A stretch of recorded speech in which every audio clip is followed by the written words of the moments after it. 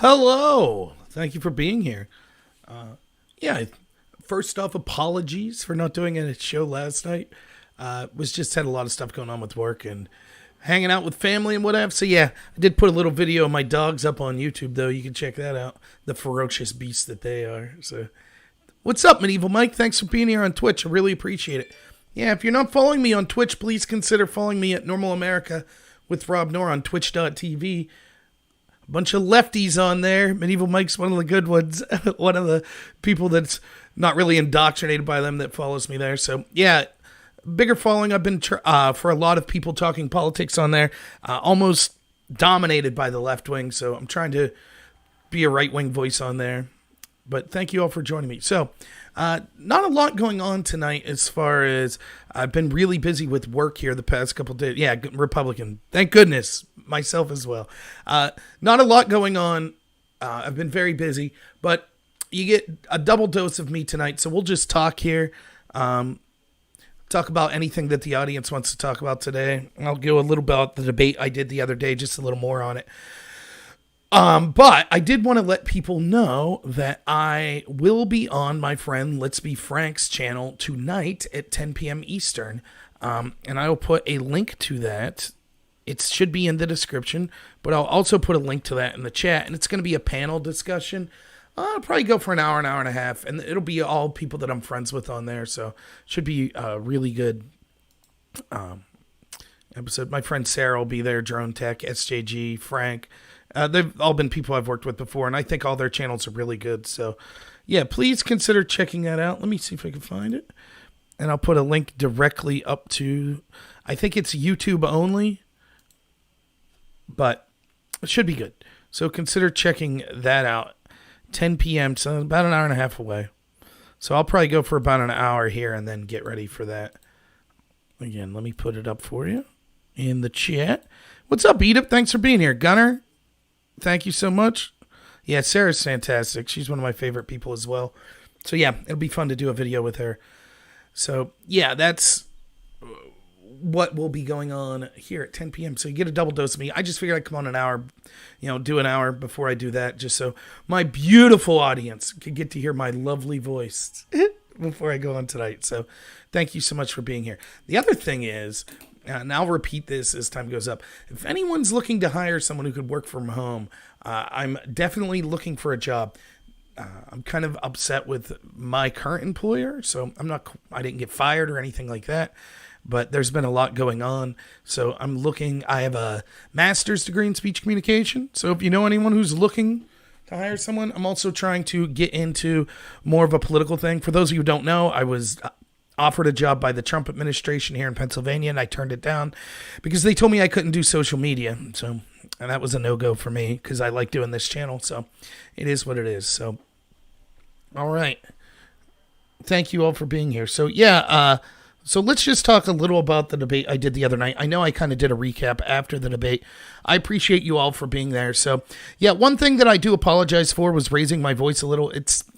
I'm human. We all do it at times. And it got frustrating to hear, what was going on. What's up, Paul? Thanks for being here. Paul's one of my good friends that's on here. Same to you, Benny. Thank you. So yeah, I apologize for raising my voice the other day there. But like I said at the end of that debate when I kind of did my rehash, the important thing to realize coming from that debate is you're not going to get someone to agree with you that thinks everything's racist and this country's a horrible place.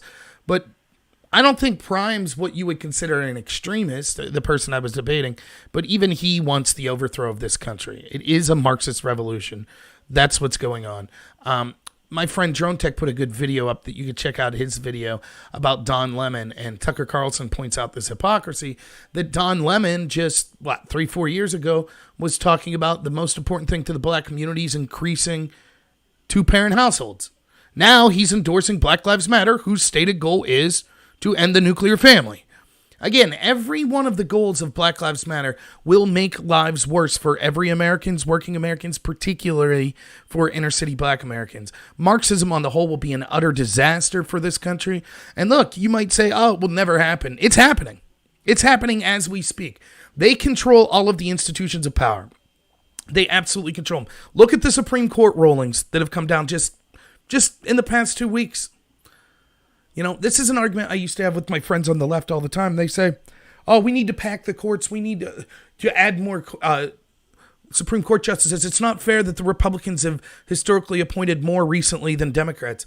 Name one of the Democrat justices that ever votes conservative on any issue. They stay together as a group every time. The so-called conservatives are constantly, particularly Roberts and Gorsuch as of late, voting as liberals. So now Trump's tax returns, they're going to give those to the Southern District of New York. That we have some bizarre ruling that half of Oklahoma now is Native American country. It's under Native American law. I mean, it's just insanity. It's just nonsense. Ending heteronormativity. Yeah. I mean, that's a big part of this. Now, look, make no mistake about it. I take heat from this from a lot of Republicans, but I was for gay marriage. I really was. I don't have a problem. I have friends that are gay. I don't have a problem if you're trans. I don't have a problem with any of that. Like, I think that two-parent households are the most important thing, regardless of the sexuality of the people that are those two parents. But make no mistake about this. This has been the erosion of what we would consider, what the Founding Fathers considered kind of the Christian foundation of this country. It certainly is that. And I say that, look, again, I'm not someone who's super religious. And I say, if you believe in being a good person and acting as if Jesus did, I don't care if you get there through being a Muslim, an atheist, Jewish. I don't care. And I do understand the importance of separation of church and state. Don't get me wrong there as well. But it's an attack on everything that means to be an American, including Christian values. It's an attack on the two-parent household. It's an attack on groups that they consider to be oppressive groups, such as white people, such as men, such as Christians, such as people that are born in the United States, citizens of the United States. All of these are groups that they're seeking to bring down, and they don't want to do so for the purpose of equality. They want to do so for political power to instill a Marxist system. And, of course, when you ask them, you're like, can you show me a Marxist system that hasn't resulted in mass murder and been horrific? Oh, it's just true Marxism has never been practiced. Did you get that from the debates I did this week? First debate on Monday on intersectionality. No. That's not real intersectionality. Second debate on Black Lives Matter. No. That's not real Black Lives Matter. No. That's not real socialism. No, it's not real Marxism. See, there's this utopia out there that only these people know how to achieve, which is ironic because the people that are calling for these radical ideas, when you have a discussion with them, it seems that they're not the most informed people. And I don't say that to be rude. I say it as a matter of fact. And it's clear that they have rose-colored glasses on when it comes to these sorts of things.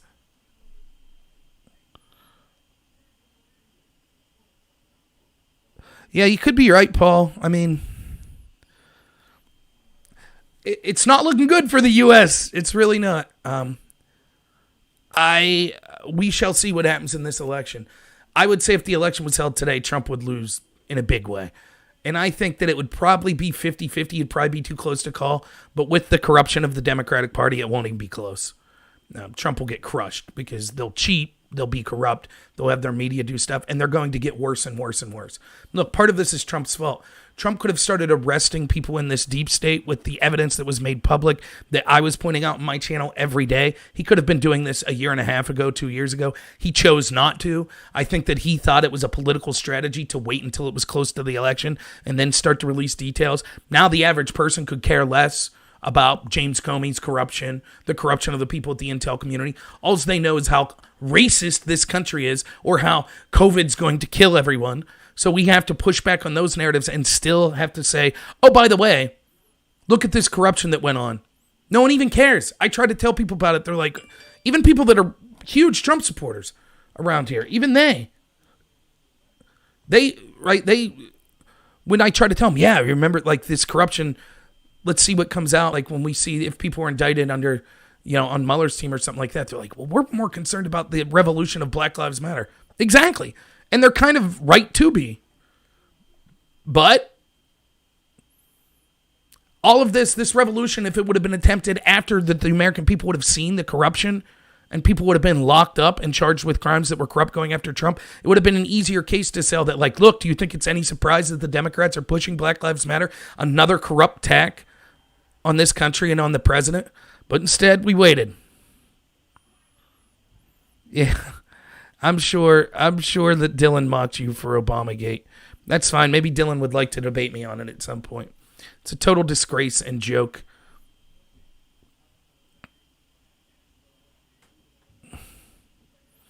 What's up, SJG? You're going to be on the panel with me later tonight, so...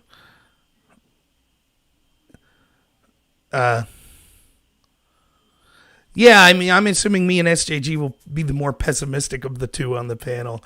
That we don't like where things are going. What's up, Phil? Thank you for being here on D Live. Yeah, I mean, I don't know. Look, let me be optimistic in my pessimism. I think that we'll start to see a lot of these socialist Marxist policies. So you've probably heard me talk about this before, but let me just reiterate what's going on. There are two groups of people and they seem to be aligned right now. You have your Antifa, Black Lives Matter. These people are radicals. They want the destruction of the United States. What this is about for them, they could BS you. Prime K's and the people I was talking to, nice guy. I'll have conversations with him again. Prime K's, even if he won't admit it, what he wants, in my opinion, is revenge. He's looking at his ancestors and says slavery was horrible. I want revenge. That's what this is about. And so he doesn't care if people in the Black Lives Matter movement are saying white people are subhuman. He doesn't care if they want to destroy all these statues and destroy the culture and the history of the United States. Doesn't care at all. He admitted what Colin Kaepernick said about not celebrating the 4th of July because this is a white supremacist country. He agrees with that. He wants to end those traditions because it's about revenge. He didn't give any example of why that would be good for the black community, how that would help inner city black communities. In fact, he straight up admitted, how dare I suggest that he be concerned about the 7,000 something odd homicides that occur with black on black crime every year. That's not where his and BLM's focus is. That's not where they choose to focus. They choose to focus on destroying the country and replacing it with them in a position of power. That's what they want. Antifa's allies with them. They want basically the same thing. They want this sort of Marxism. It's going to be a return to Jim Crow. It'll be segregation type policies. It's just them and people that think like them in charge. That's what they want. And it will be, they do want you to be disarmed. They do want there to be no police except police they control. They might call it by a different name. They want you to be defenseless. They want you to get mugged. They want you to fear their mob. They want you to have to bow down to them. They want cancel culture. And they could say, no, we're not for that. That's not what they want. We see that that's what's happening with the movement, and they either deflect for it intentionally or they refuse to look at it. So I choose to believe that many of them, even if not the specific individual, that's the type of stuff they want. That's what they want for the country. And then there's another group. There's your Soros and the Democrats and the wealthy people that are all part of that party. Your Hollywood celebs. You think that they want that? You think they're going to give up their security? You think that they're going to give up their wealth in a system of Marxism? You think that's going to happen? You think Starbucks and Nike and Amazon and Chuck Schumer and Nancy Pelosi and George Clooney and whoever else, you think they're going to give up all their wealth? You think that's going to happen? It's so funny. These people are hilarious.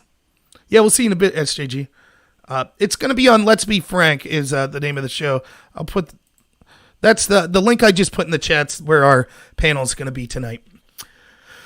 What's up, Joe? Nice to see you. What's up, Freebird? Good to see you. Yeah, year zero. That's exactly what this is, Freebird. If you go back and you look at Pol Pot in Cambodia, this is what he did. Destroyed the history of Cambodia and said, this is year zero. There was no history before Pol Pot and the Khmer Rouge. And so what did that result in? Pyramids of skulls. That's what you have to look forward to. It won't be that gruesome, I don't think. It'll be more of a soft coup. It'll be the willful enslavement of people. They will be afraid to speak up. The average person in this country, sadly, it's death by 1,000 cuts, and they'll beg for forgiveness for their white skin color or for being born an American or for being abled or for being straight or for being Christian. They'll beg and beg and beg. And the begging, as long as they bow their head and kneel over and over and over again, maybe they'll be allowed to have some sort of scraps.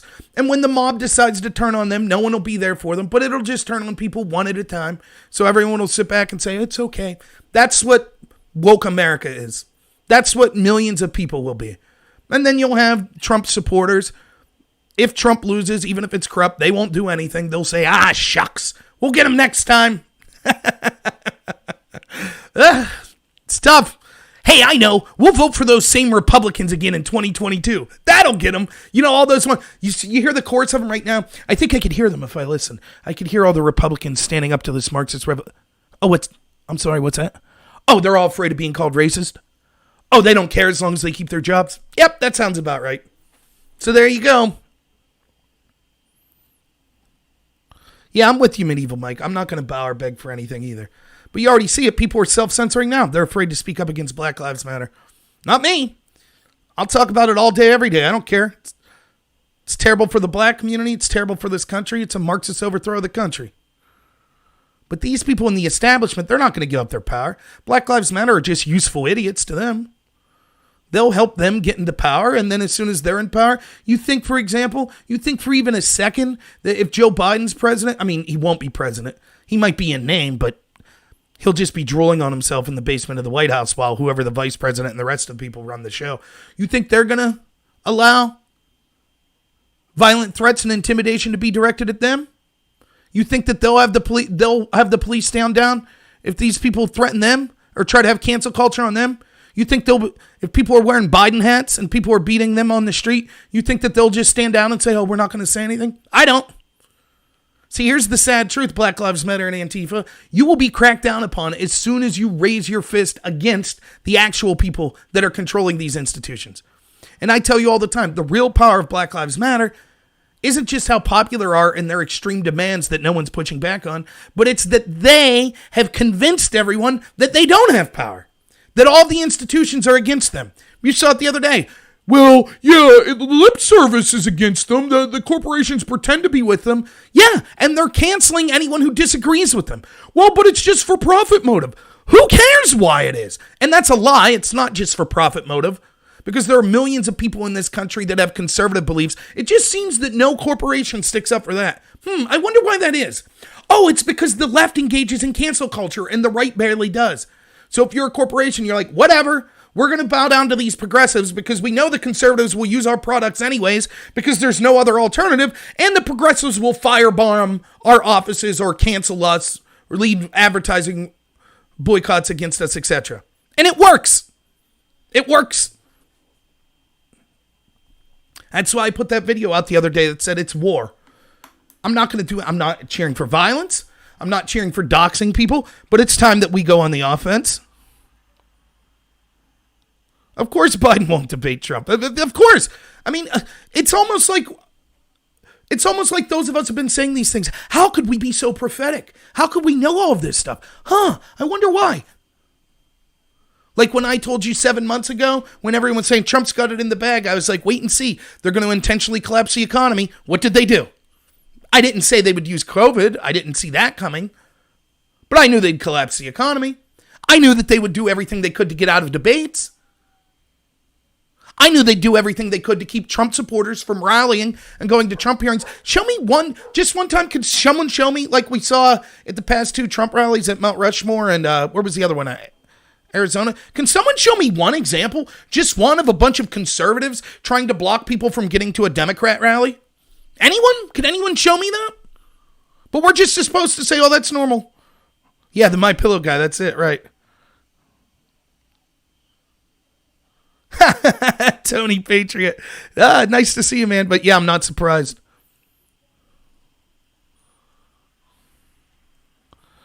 Tony Patriot says YouTube won't even leave him super chat. Black Lives Matter sucks. They do suck. And that's putting it mildly. And I don't care. I'll say it. And by the way, of course Black Lives Matter. Of course they do. It's insulting to even be asked. I talk on this channel all the time about improving black lives. And I say all the time that I think both parties have failed the inner cities. All the time I talk about that. I just have a different way of going about solving it. I don't think that a Marxist overthrow of this country will make lives better for black people. It won't. If we start to end this grievance culture and our welfare culture and start treating everyone the same instead of based on race and looking at sins of 60 years past, then things will start to get better. That's the oversimplification of my solution. But nope, let's just keep doing more of the same. More of the same, that'll do it. What's up, Harmony? Nice to hear from you. Yeah, please follow me on DLive as well. I'd really appreciate it. So if you're just joining me, I'm going to be on, I'll put the link up in the chat again. I'm going to be on my friend Let's Be Frank show later tonight. It'll be a great panel. Me, SJG Perspective, Drone Tech, Sarah Courier, Let's Be Frank himself. I'm not sure if we'll have anyone else on the panel, but it'll be a good panel.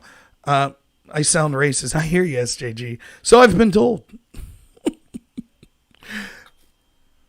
You know. But I can't say Black Lives Matter sucks. So where are we now? We lost the culture war. It's basically over. You know, and I stand by, you know, Cernovich says this, and I know everyone gives Cernovich crap for being black-pilled. I would say, I guess I'm partly black-pilled. But I stand on my own. I don't follow any one person. But the idea that I think things are getting really bad, and right now I'm pessimistic that Trump is going to win in 2020. But let me just say, before you say, oh man, I was incredibly wrong in 2016. I didn't think Trump had a chance, so hopefully I'm wrong this time as well. We shall see, I guess. But even if Trump wins, if things don't change, does it matter? What's he going to do? Appoint another Justice Roberts? Justice Gorsuch? Remember, that was a big thing. Oh, Supreme Court justice. Who cares? At this point, you could have 9 conservative judges. Who cares what the letter beside their name is that appointed them if all they do is rule in these liberal rulings? We see it over and over and over and over and over again. Who cares if you have Republicans controlling the House, Senate, and presidency if mobs could come to your house and you're investigated if you use firearms to deter them from burning down your house and beating you, like that couple in St. Louis? Who cares?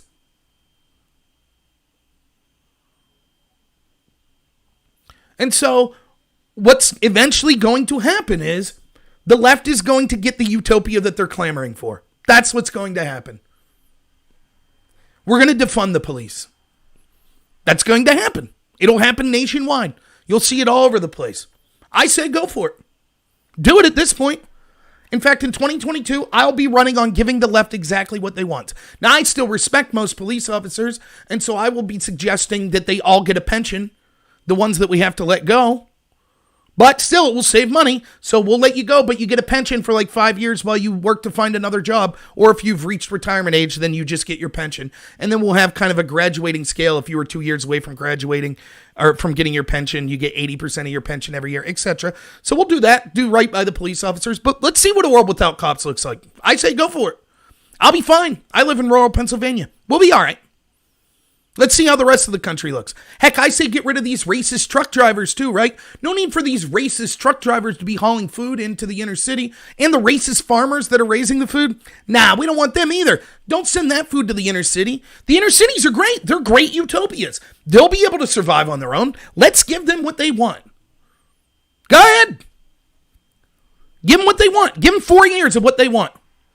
And then we'll spend the next 30 digging out the rubble, trying to get this country to be great again. That's what it's going to take. Thank you, Tony. Really appreciate it. That's what it's going to take.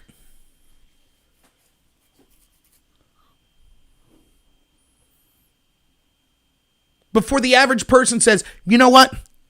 At this point, I'm okay saying this is a crappy system. The fear of being called a racist isn't overwhelming the fact that my family's getting beaten to death. That crime is doubling, tripling. Not worth it. Now maybe I'll say something. And all those virtue signaling friends you have. Oh, what? You know, I hear it all the time.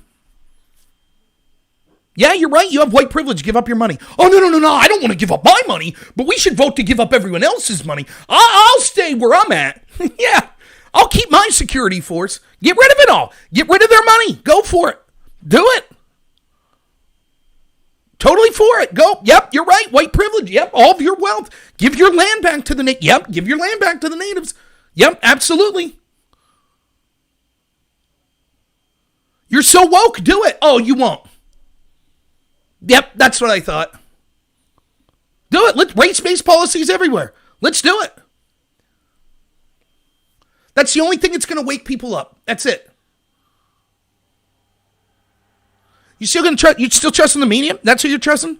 What's the media been up to here lately? Oh, yeah, here's one thing they did. See if you've heard this one. So there was, as the president of the United States, there's this disease that was coming that everyone was fear-mongering about. And as president, even in times that are difficult, like in a situation with terrorism or war, one of the things as a leader you do, whether it be leader of a country, leader of a military brigade, leader of a company, you want to have optimism. You don't want to say, imagine you go to work tomorrow and your boss is like, yeah, we're screwed, man. There's nothing we can do. So is that going to inspire confidence in you? Or would you rather have a leader that says, look, times are tough. We're going to do everything we can to get out of this? I know I'd rather have the latter. So apparently it was a huge sin that Donald Trump was optimistic and talked about things that might help alleviate the deaths from COVID. One of those was a drug called hydrochloroquine. And he talked about this. Now, this was a drug that's been safe for approval since the 1960s. It's been used to treat lupus and malaria, I believe. So the side effects were known by doctors, but still, in cases of severe illnesses, it was still a recommended drug that was given with permission of doctors. So Trump did this, and the entire mainstream media and Democrat Party said, no, this drug is the worst thing in the world. It's cheap. It's easily available. They fought as hard as they could. Governors in certain states forbade their doctors in those states from giving out this drug. And then The Lancet, one of the premier medical journals, put out a garbage study saying that this drug was bad, that they later had to retract because the study was garbage. Now we find out in the largest clinical study that it literally increased the survivability rate by half. So if 100 people would die and you gave them all hydrochloroquine, only 50 would die. We could have cut the deaths in half, and it's a cheap, easily available drug that's plentiful. Not an expensive vaccine or something Resmedier or whatever that one's called that's going to cost an arm and a leg. Isn't that funny? All these pharmaceutical companies and people like Dr. Fauci pushing the expensive cure. Oh, but only after the election, right? Let's keep locked down until then. The media, these doctors, and the Democrats actively cheered for people to die because it helped them wield political power. But hey, trust them when it comes to Black Lives Matter. Trust them when it comes to Trump's tax returns. Trust them when it comes to Obamagate, right? They're right on that. Trust them all there. At this point, if I have to tell you, and I know I don't have to tell you guys. What's up, Kenneth? I know I don't have to tell you. Propus, nice, thanks for being here. Joe, again, thanks. I know I don't have to tell you all, but what do you say to people at this point?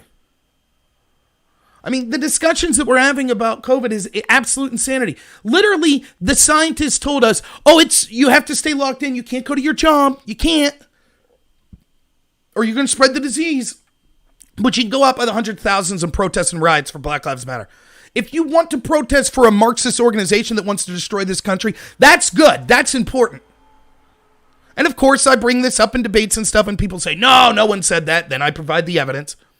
Let me just say also in the debate I had with Prime Case the other day, I don't mind him asking for me to cite evidence, and I should have had more evidence readily available, but understand that I work like 80 hours a week, and I told him going into that debate, I had a brutal day at work, and I was doing it from my work office there at night, so I didn't have all the sources that I normally would like to have readily available.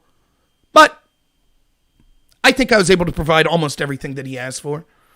I found a couple more that are more succinct that I wish I had on hand because I save all of these files as I read them, and I just couldn't find the right file, plus my computer was lagging, etc. No excuses, though. Anyways,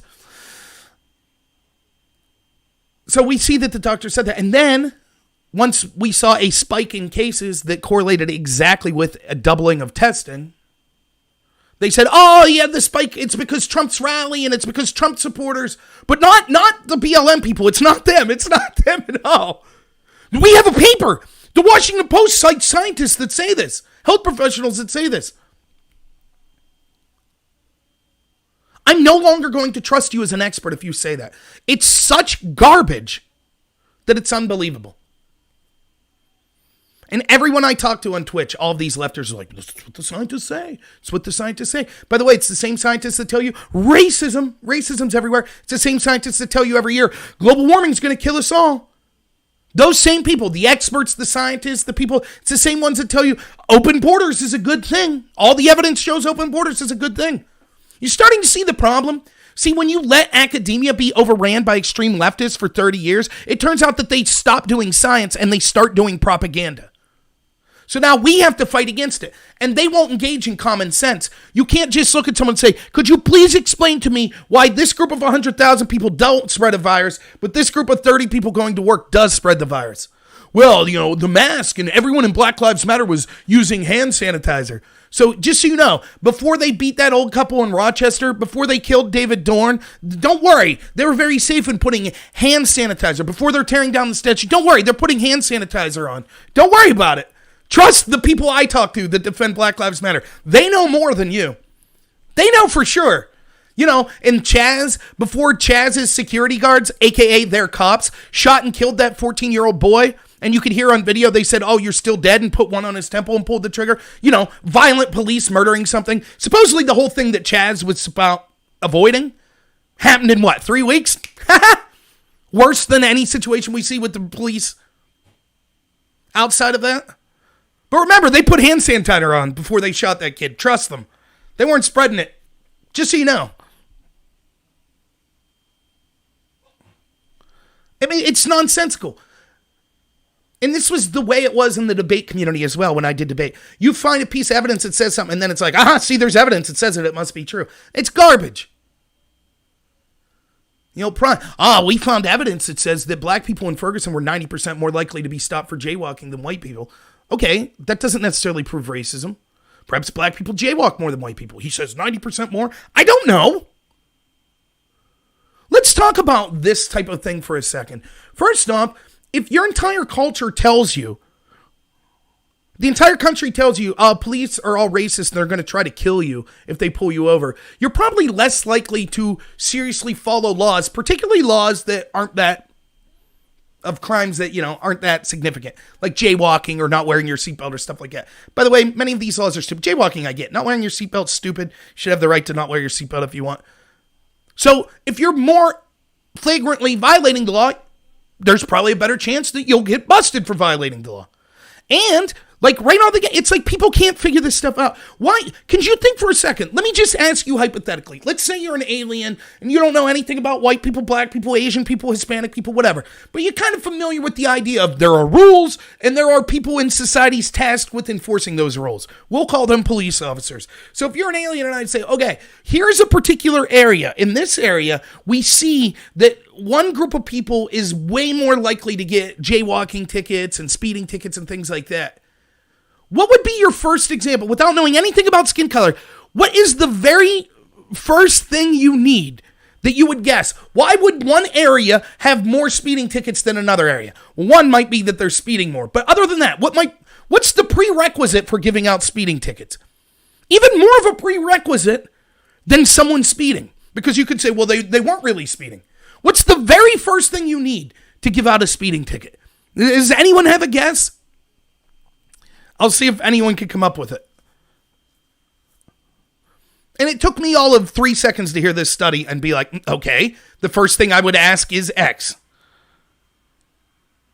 Right, Joe, then we know that. And it's no surprise because, and I'm not saying that we don't need to, hey, what's up, Jeff Edward? It's not that we don't need to improve the relationship with inner city communities and the police. I'm not saying that. And both sides do things that could be approved. Age, weed, no. All right, let me tell you. You ready for this?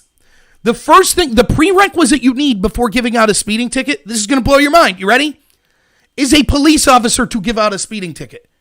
So might it make sense that if you have, let's say we're talking about St. Louis, and let's just say in St. Louis, there's Township A and Township B. And in Township A, there's dozens of homicides a month and hundreds of violent crimes. So much so that there needs to be a constant and significant police presence there. And then in Section B, there's really no violence. Do you think that it's possible that Community A would also have more weed tickets, more tickets for DUIs, more tickets for jaywalking, and things like this? Because there's just more cops there? Now, I'm not saying that's certainly the case because I'm unfamiliar with the study. But that's why I asked specifically, can you show me in the study where it says racism's the reason? Can you prove it? They just assume, well, if the numbers are different, it must be racism. That's why I bring up the example. Okay, but the disparity between blacks and whites is less than the disparity between men and women. Therefore, does that mean we have a misandrous policing? That the law enforcement system set up to be anti-men? Do we need to have a revolution to overthrow the country to have men's rights? Is that what needs to happen? And of course, to even bring this up gets you ridiculed. Oh, a men's rights activist. Oh, poor this guy. Oh, as a man. That's not the point. That's not even what I'm saying. I'm saying with men, just like in the debate I had with that woman Mel Monday, when you bring this up, without batting an eye, the very thing that people say to you, they're like, well, men commit more crime. Really? Huh? Isn't that odd? When presented a data set that involves the disparity between men and women, intersectionalists and people that are on the left that happen to be feminist or believe in critical race theory and are Marxist, right? That's what intersectionality is, despite what they wanted to try to change the definition to. It's all of these, quote, oppressed, it's cultural Marxism. All of these oppressed groups coming together, right? Right, Drone Tech, absolutely, talking about making assumptions. So when you have all this, right, isn't it odd that they look at a data set? I mean, just forget what the data set is. I just present you evidence that says black people are more likely to get X ticket. Let's just say speeding for the sake of argument. Or let's a better example. Let's say black people are more likely to be, well, we'll just use the actual data. Violence. Cops are more likely to use violence against black people on average. Oh, that proves racism. Yeah, but couldn't it be that black people commit more violence? Well, that's because of racism. Because systemic poverty and blah, blah, blah, blah, blah, blah, blah, blah, blah, blah, blah. Okay, next, on to the next subject. Cops are more likely to use violence against men than women. Well, that's because men are more violent. They don't say, well, that's because sexism. They never say that. Did you notice that? My interpretation is always the same. You present me with the data set. Okay, let's look at the possible reasons behind that. Their interpretation changes based on what group you're looking at. So if you're looking at a group that they consider oppressed, oh, this proves bigotry against the group. Oh, cops are harsher to black people. Law enforcement's harsher to black people. Racism. Now, men's a group that we think that there's a patriarchy. We're feminist. So, okay, law enforcement's harsher in men. That's what the data proves. Well, let's look at this. Why is that the case? Oh, men are more violent. You see how that works? I don't do that. And by the way, people on the right try to play this game as well. Right? White nationalists play this game. They just look at, hey, thanks, Vita, I appreciate it. People, right, white nationalists play this game. They look at the data and they say, blacks commit way more crime, therefore blacks are inferior.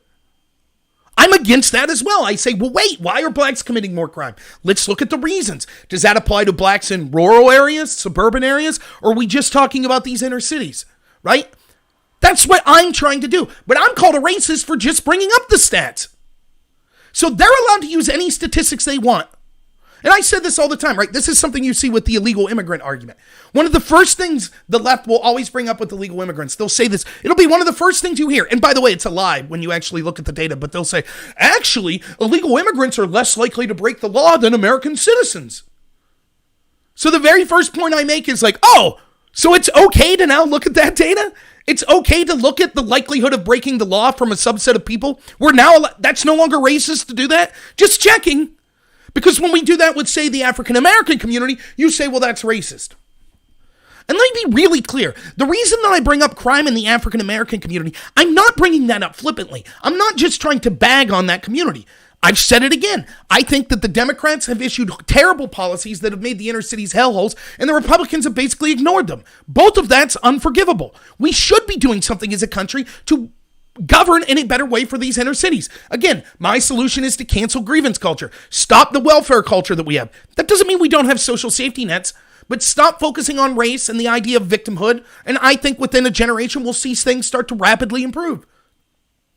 That's my solution. You might disagree with it, but we ought to try something than what we've been doing for the past 70 years that haven't been solving it. What's up, Piperfish? You say, that's my whole thing. I can get lefties to admit black people commit these crimes more. Then I say, hey, maybe it's because the inner city has more human interaction and more desperation. So I suggest we try to make less people poor and then say no because we need to solve race. They say no because we need... Exactly. That's exactly right, Piperfish. That's my entire argument. If we focused on corruption at the top for people of all people and the fact that our establishment has siphoned wealth from the working class for 60 plus years, then we could start to solve this problem and lift the ship for everyone, people of all color. But they don't want to do that. They want to just focus on one particular race and cry racism about everything. What did I say at the beginning of this? If you build the movement based on a lie, you will never get a solution. So if the lie is that cops are brutal racists out there trying to hunt and kill unarmed black men, you will never get a solution because you're not identifying the correct problem. That's exactly what we see occurring.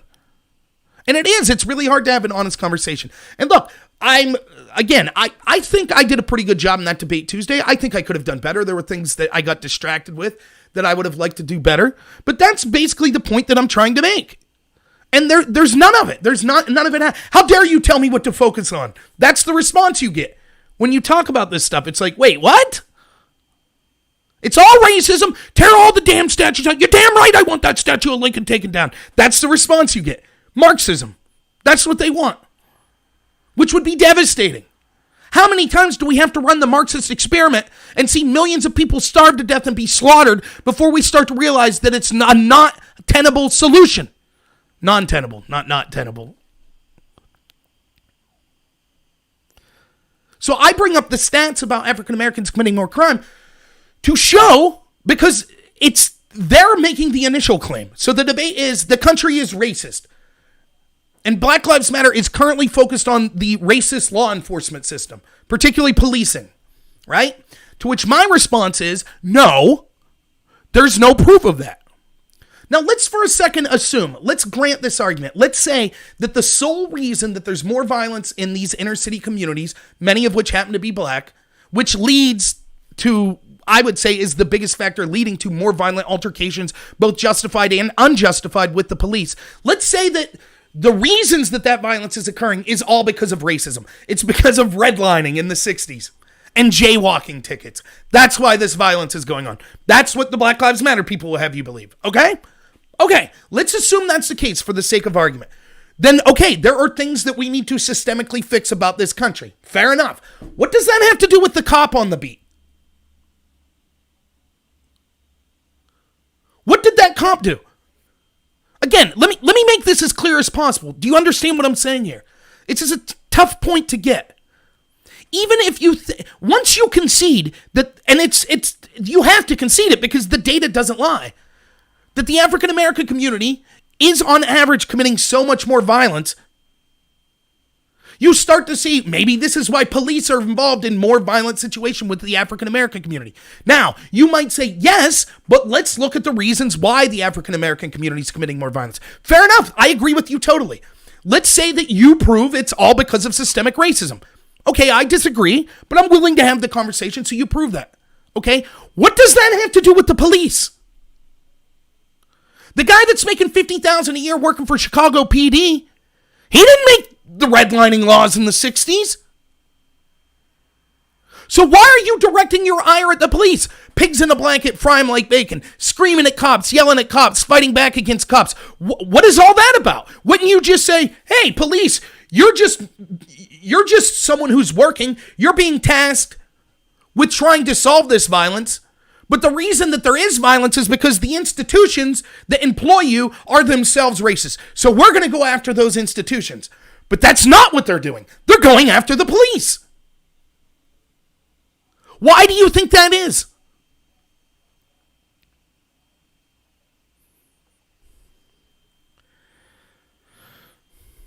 Thank you, Drone Tech. Yeah, and again, I'll put that link up again. So I'll be heading out here in 20 minutes to get ready for the panel. Drone Tech's going to be on the panel with us tonight. You should check out Drone Tech's channel as well. I think you'll really like it. Drone Tech focuses a lot on the media and the corruption with the media, and he is so much better at putting out actual polished videos than me. My videos are me just ranting usually. He actually puts work into his videos, and it shows. So I really recommend checking it out. I think you'll really like it. He puts out almost a video a day. And trust me, if you subscribe to him, YouTube will unsubscribe you and won't give you notifications. But in general, if you just check out people like me Drone Tech, SJG. Generally, we're putting out on average a video a day. I try to do a live stream almost every night, except on the weekends, some weekends. But I'm trying to put out at least one thing a day. So check it out. Yeah, no problem, Drone Tech. I love your channel. Same with SJG Perspective. He's been putting out a lot of stuff. He edits way better than me. And I really recommend checking out his channel. Sarah Courier, awesome as well. She's getting back in the mix, putting out videos regularly, and as is Let's Be Frank. So check out all those channels. And we'll be on that panel tonight. So if you check it out, again, I'll post the link. If you check it out at 10 p.m. Eastern, so 15 minutes from now, the link's in the chat there. You'll be able to see all these great content providers. I know this may shock some of you, but I might not be the best, but everyone has different stylistic choices. And so, I think it's great that we have a wide range of people that are trying to provide, conservative-minded messages and defending this country, being patriotic, defending this country. But we all come at it from a different style. So maybe, one of those people you'll end up liking more than me even. I find it hard to believe I'm so damn likable, but you know what I'm saying? So, yeah, I really check out that panel tonight. I think it'll be really worth it. But that's the situation we see going on with Black Lives Matter. And again, it's so hard. What takes the most out of me when I do these debates, both the debates this week, is the refusal to acknowledge reality. So on one hand, they will pretend that white supremacists are running rampant. There are white supremacists everywhere. His channel of Free Peace on Periscope is Let's Be Frank, and it's on YouTube. If you just type in on YouTube, Let's Be Frank, 3 words, and it's all spelled as you would sound it, you'll see his channel, and he'll have the upcoming video for tonight's already posted there, so you can check it out. Yeah, I'm sorry, I forget my friends in Periscope. I don't know that you get to read my chat, so I do apologize for that. So yeah, and please check out SJG Perspective as well. I think you'll really like him, Vita. Also, a shout out to my friend Rational Wrongthink, who's probably not on right now. He's an Australian, so forgive him for that. No, I'm just kidding. He's great as well. And he comes on and does videos with me as well at times. So all right, I'll go for another 20 minutes or so. But the hardest things about these debates is the ignoring of reality. So white supremacists are running amok, right? Charlottesville represents this country, which is a lie. When they tried to do Charlottesville 2.0, what showed up? Like 20 people? But that's all they talk about, white supremacists, all violence from the white community against blacks.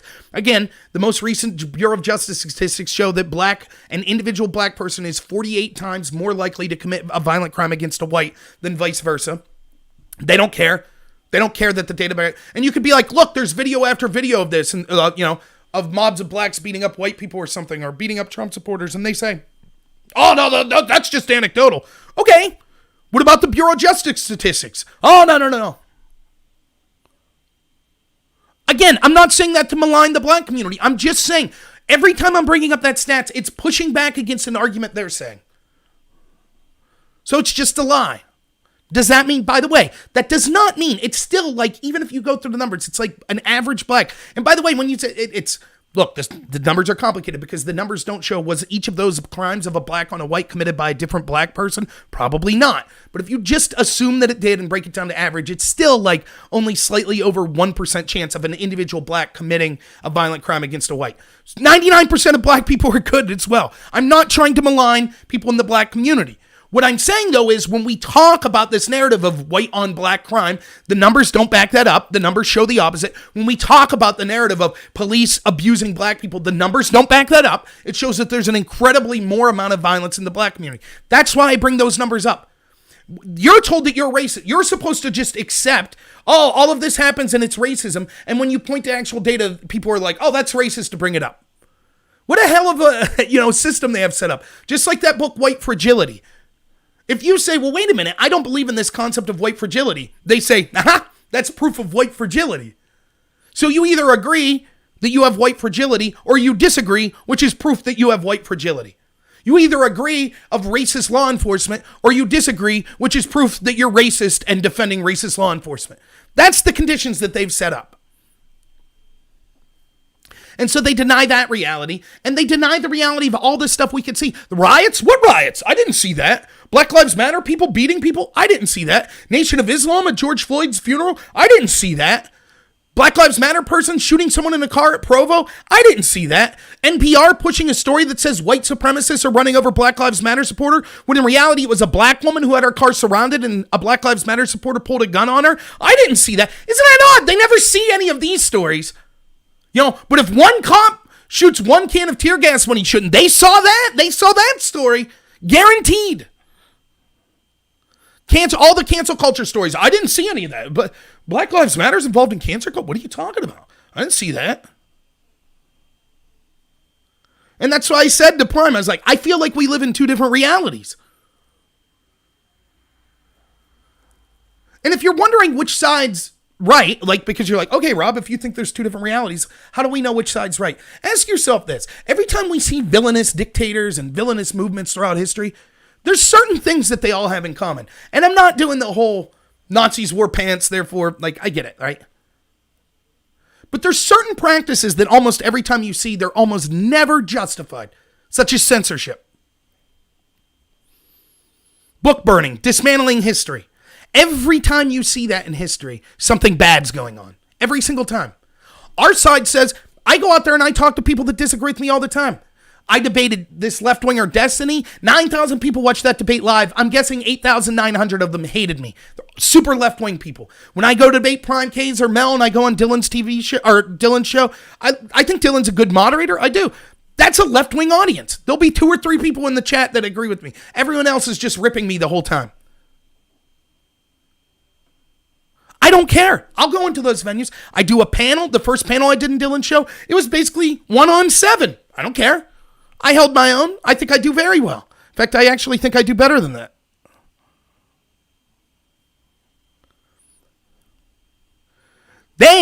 Their side needs to have that control, needs to have that ability to censor, needs to have cancel culture. They need it. I tell you this all the time. The more censorious an organization or a group becomes, it's because their message is that horrible.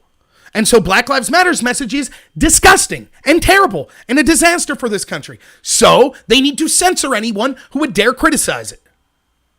How about in the debate when I bring up they want to disrupt the nuclear family? Again, check out Drone Tech's video today, right? I think it was from today, right, Drone Tech? Right? His video today is showing Don Lemon saying, what was it, 5-6 years ago, Drone? I don't know, but Don Lemon saying, the problem is 75% of children are born out of wedlock in the black community. We need to start focusing on getting marriage and 2-parent households in the black community. Yes, exactly. That's exactly right, Don Lemon. And today, not only is he defending Black Lives Matter, whose stated goal is to disrupt the nuclear family, not only is he defending that, he's saying if you question them, you're a racist. 7 years. It was 2013, Drone Tech says. Check out his channel for that video. I watched it. Honestly, how can it be? And we see this over and over. Left-wingers, the positions they had in 2012. Now, if you have that same position that Obama had, or that Don Lemon had, or that Bill Clinton had, you're a racist. It's nonsense. They don't want real-world solutions. Now, I'm not saying the individuals that are marching for Black Lives Matter. There could be many, many of them that literally want the black community to be doing better. They don't want police brutality. That's fine.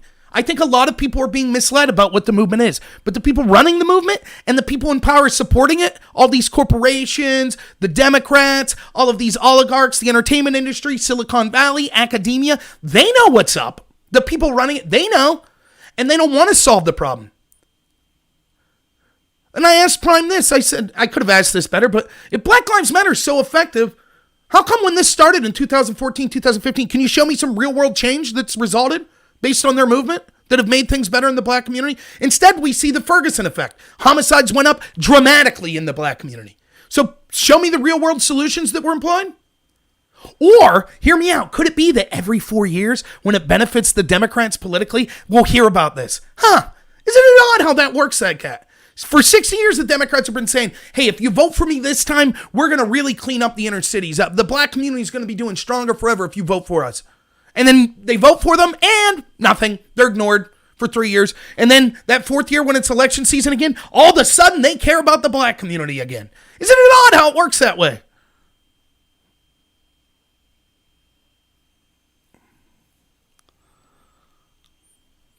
And you hear these anecdotes all the time. It came up in my debate with Mel. Oh, but if you're a person of color and you walk into a certain community, you get looked at funny. The same's true as if you're white. That's human nature. Go to any country in the world, in the history of the world, and be someone who looks different than the majority of people there, and you're probably going to get looked at sideways. Now, should we try to overcome that? Of course. But how are you going to uniquely look at one group and say, well, this group's evil? As if I walked into inner city Chicago that I wouldn't get strange looks. And if you look at the data, I would be more likely to have violence enacted on me, being a white person walking into one of those communities, than a black person would be to walk into a predominantly white community. The data backs up. 48 times more likely, in fact. More likely to have violence instituted on me. But that's still their point. Oh, you can't walk into certain places. Okay. That sucks. Show me where. I'll criticize those people. How come your criticism doesn't go the other way? I saw that, baby doll. Hannity had the father, and I brought that up. I said, no one cares about that father, saying if Black Lives Matter, what about my daughter? Don't you tell us what we have to care about. Exactly. I brought that up too. I'm the boss. I said black community employment numbers were doing better. And he went off on this long soliloquy on, well, employment numbers aren't everything. And we still, of course that's true. No one's saying that. But the black community was doing better financially under Trump than they were under Obama. I know it's Obama's economy until things go wrong. And then it's Trump's. And then if it rebounds, it's Obama's economy again. I get it. I know the talking points, but it's a lie. What's up, Modus? I'll be heading out here in 10 minutes, unfortunately. But Modus, you're in luck. I'm going to be on Let's Be Frank's channel tonight at 10 p.m. with a lot of friends, SJG, Drone Tech, Sarah Courier. So the link's right there in the chat on Let's Be Frank's channel on YouTube at 10 p.m. Eastern. So you'll be able to hear my fantastic thoughts there as well. Don't worry. Ross, if you go to YouTube, go to that link again that I just posted above. I'll be on at 10 p.m. So that'll probably go an hour and a half. So I'll be on there as well. Real quick, I want to talk about Trump's tax returns so that now they're going to be released. This will be another thing. It'll be considered a bombshell. Details of it. So for those of you who don't know, in a 7-2 decision written by Gorsuch, I believe, on the majority, they decided that the Southern District of New York can look at Trump's tax returns under the auspices of, did he pay Stormy Daniels incorrectly? Now, let's not forget what Stormy Daniels was. She is an extortionist. Kamala Harris, for example, it is admitted, slept her way into office. That's what she did. I forget the guy's name, but a career politician in California. She basically banged him to get her position. I don't care at all, but that happened. Now imagine that this man, if that hadn't came out and Kamala Harris decides she's going to run for president and this man approaches Kamala Harris and says, hey, I'm going to release the details of our sexual interactions unless you pay me a bunch of money. How do you think the mainstream media would have treated that story? How do you think the feminists and the Democrats would have treated that story? This would have been a piggish man abusing a woman yet again. She has the right to free sexuality. How dare some man try to blackmail her like this? That would have been the story. But because it's Trump and a woman came to him and said, oh, you're running for president? Yeah, I want more money than our non-disclosure agreement. Or I'm going to tell everyone to harm your chances of president. That's blackmail. That's an extortionist. But somehow now we have to look at Trump's tax returns. It's absolutely asinine. And we know that what this is, as I said before, they're going to try to say that there's some illegality there and try to get Trump removed because they are shameless. Our legal system at the highest level is controlled by corrupt establishment deep state officials that will do whatever. They've done it for 3 years. They'll do whatever they can, leaving no stone unturned to investigate anyone who dares go against them like Trump. And that's what they'll be doing again. And our Supreme Court says, good enough for us. Keep doing it. That's what they say. And eventually details will be leaked out, even though they're not supposed to be, and no one will get punished for the leaked details, even though it's a felony, because just like everything in Trump's administration, people just leak and leak and leak and leak and leak. And so what they'll leak is, as I've said from the beginning, they'll leak something that says, oh my goodness, do you see this? Trump, who was an international businessman, get ready for this. This is going to blow your mind. He had international business in Russia. Oh my God. That's it. That's impeachment. Oh my God. He had business in Russia? And I know to the racist in the Democratic Party, they might think that even talking to someone of Russian origin is a crime. It's not. That makes you a xenophobic racist for thinking that. But it's okay. They're woke. They're on the left, so it's totally cool. Meanwhile, Joe Biden and his son getting millions of dollars from China and the Ukraine, using extortion and quid pro quos to stop investigations looking into his son, which has been admitted and being investigated as we speak by the Ukrainian prosecutorial office right now. Of course, the United States won't investigate it. Joe Biden's on the end team. He's in the establishment. No time. Heck, Trump wanted to investigate. What'd they say? You're impeached for investigating it.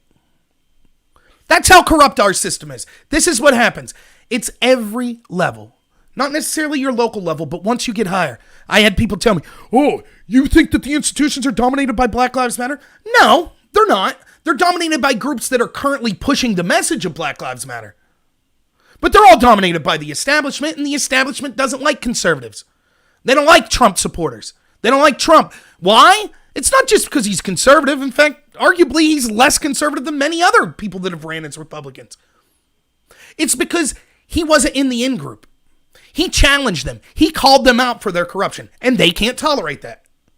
That's what it is. And so they'll push the Black Lives Matter rights. You think they're going to leave Black Lives Matter overthrow them, though? Of course not. All right, I got like 6 minutes, so time to bum for money. So, again, I'll be on Let's Be Frank show at 10 p.m. with a panel. It'll be really good. So, two things. One, it has to do with money, but not really. If anyone knows or has any leads on a job, now let me give you my specifics here. I cannot leave. I bought a house here. My wife's pregnant. I'm not leaving the area. But if you know a job that could possibly be worked at through home, whether it be some sort of media-related job, political consultancy, something in politics, anything to do with sales and things of that nature, I have a master's degree in speech communication. I'm a very articulate person who's well-spoken, and I'm fed up with my current job. So I'm looking for employment. Now, I'm not getting fired or anything like that, so I'll stay with my job as long as necessary. But, yeah. So if you know anyone that has a business that could maybe use my services or at least give me a chance to do an interview, I would really appreciate it. Number one. Second, along that vein, I did order a computer, so I'll be able to do these debates and stuff more often. It should work really good. My internet speed, I got one of these. It's called like a 8C, 8th generation. I'm doing, a good friend of mine, Kenneth, was on here earlier. Thank you, Iron Crane. A buffet of manliness, he says. Thank you. I'm a buffet of something. I don't know if manliness would be the word. But a good friend of mine, Kenneth, who helped my channel out here, and Carvo, if he's on here as well, they're both helping my Discord out, Harmony, thank you, Harmony, for pushing my Discord link. But Kenneth told me to check my internet speeds. Kenneth, I bought that new wire that you were talking about. At home, my download speed's like 110.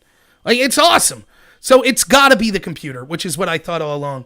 So, that computer got pushed back because of COVID, because they couldn't get the parts to build it. So now it might not be coming till the end of August or early September. However, it cost me $1,300 with taxes and everything. And so far I've raised about $400, but I'm trying to raise enough to pay that off because my wife wants to strangle me because we're having a kid. And she's like, why would you spend $1,400 on a computer? And I'm broke and I'm trying to work like 40 hours overtime a week. I work about 80, 90 hours a week. So any donations, Iron Crane, thank you so much for that donation. Unfortunately, if you donate to me on D Live, I can't see. I can only see the YouTube donation. So anyone who's donated to me on D Live, yeah, I was using Wi-Fi. It never even crossed my mind, Kenneth. So, I'll ask you, Kenneth, did this show look laggy at all?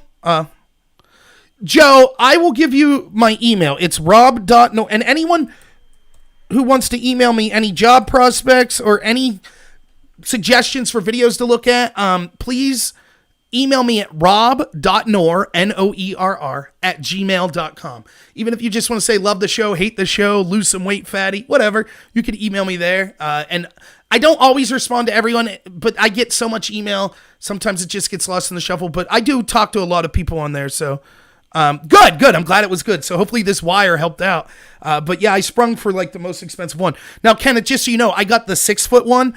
Eventually, what I'm going to have to do is, because I'm moving my office upstairs, my office that you see right now is going to be my baby's room. So I'm going to have to move my office upstairs and get a longer cord to go from the router. But, okay, very slight buffer says, okay. Good. So, yeah, if you want to, Joe, if you want to email me there, or if you don't like using Patreon or YouTube or DLive to donate, if you email me again at rob.noor@gmail.com, I can give you my post office address if you want to send something in that way.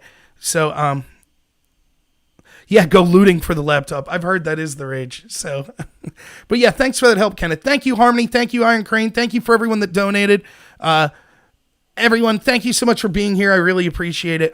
You can also support me even if you can't financially. It's totally. Thank you, Pipperfish, Ross Lewis that was on Twitch, everyone else. Yeah, try to catch that panel at 10 p.m. I appreciate all of you. If you don't have money to give me, totally understand. There's plenty. All the people I'm going to be doing this panel with, I would love to give money to them. I'm broke, so unfortunately, I understand. But what you can do is like and share my videos with your friends. Subscribe if you haven't, and just check every day to see if I'm putting a video out. And that helps me just as much, so I really appreciate it. So, all right, I'm a sweaty mess because it's hot in this room, so I'm going to go hop in the shower real quick probably, and then get ready for that panel at 10 o'clock. Thank you. Fat lives do matter. Never forget it, Freebird. So thank you so much, everyone. I don't know if I'll be doing a video tomorrow night. I might. Or I might do one throughout the day. So check throughout the day because I'll be bored. My wife's at work. And if I don't do a video, I'm sure I'll have to clean around the house, which sounds terrible. So, yeah, check it out tomorrow. I might be doing a video. Just check periodically. Yeah, you could write a check and mail it to me old school if you email me at rob.noor@gmail.com. I'd really appreciate it. So, all right. Yeah, you're right, Kenneth. I got 30 minutes. Got to go take care of some stuff, then do some audio checks and stuff like that for the panel. But you guys are the best audience. Thank you so much. I'm humbled that any of you would listen to me. I really appreciate it more than you can imagine. Thank you for those of you that listen through these sluggish debates that I do. I hope I'm doing you and your point of view justice in these debates. And I hope that I'm being authentic to who I truly am. I'm a decent person. I'm willing to listen to people on the other side. And I think I'm articulate and advocating my position as well. So thanks so much, everyone. We'll see you at 10 o'clock on Let's Be Frank on YouTube's channel. So just a half hour. As always, have a good one.